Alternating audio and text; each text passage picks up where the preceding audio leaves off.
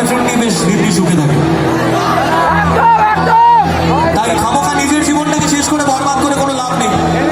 আমার জীবনে তো বহু ঘটনা ঘটেছে। আমাদের একটা ঘটনা শেয়ার করি। ফেব্রুয়ারি 23 তারিখ, যেদিন আমাদের ইলেকশনের শেষ প্রচার ছিল, রাসবিহারীদার হয়ে প্রচারে আমার আসার কথা ছিল, কিন্তু 23 তারিখ আমার গোটা বাড়িটা ভস্মীভূত হয়ে যায় আগুনে পুড়ে। আমি আসতে পারিনি। তারপর ভেবেছিলাম সবটা বোধহয় শেষ, কিন্তু আমি তারপরেও দাঁড়িয়ে আছি এই মানুষগুলোর ভালোবাসার জন্য। আমার ভালোবাসার মানুষ, যাকে ভালোবেসে এতদিন ধরে সোশ্যাল মিডিয়া অনেক কিছু দেখেছিলেন, সেই মানুষটা আমার জীবন থেকে চলে গেছিল।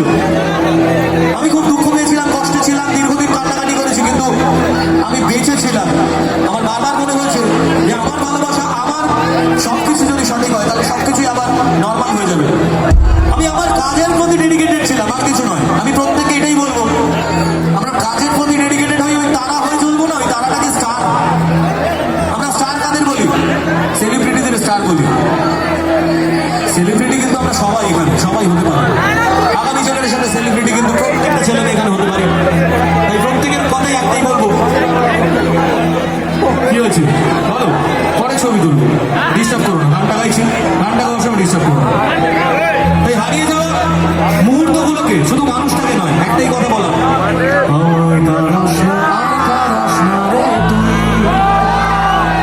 স্মৃতি ছাড়া নেই রে আর কিছু।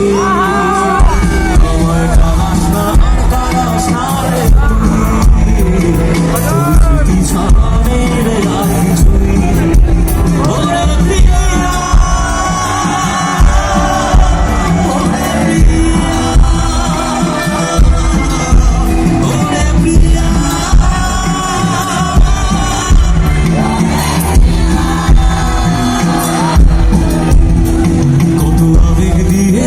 সেগুলো তোর সাথে সাজিয়েছিলাম, বলা সব মিথ্যেগুলো সত্যি ভেবে দিয়েছিলাম। কত আবেগ দিয়ে সেগুলো তোর সাথে সাজিয়েছিল, তোর বলা সব মিথ্যেগুলো সত্যি ভেবে দিয়েছিলাম। ও তাই বুঝি কি করলি এমন শেষে, তোর মতো দারুণ করে মিথ্যে ভালোবাসে। তাই বুঝি কি করলি এমন শেষে, তোর মতো দারুণ করে মিথ্যে ভালোবাসে। আমায় কাঁদাস না, তোর স্মৃতি ছাড়া আমায় কাঁদাস না, কাঁদাস না তুই, তোর স্মৃতি ছাড়া নেই রে আর কিছুই। ওরে প্রিয়া,